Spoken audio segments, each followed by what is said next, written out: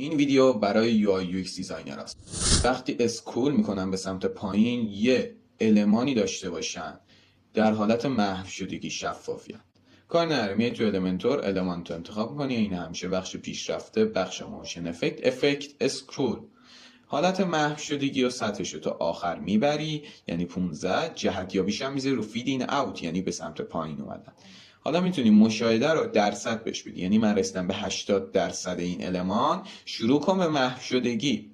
علاوه بر این ما چندین و چند داریم: اسکرول افقی، اسکرول عمودی و حالت شفافیت که میتونی سطحش رو افزایش بدی، کاهش بدی.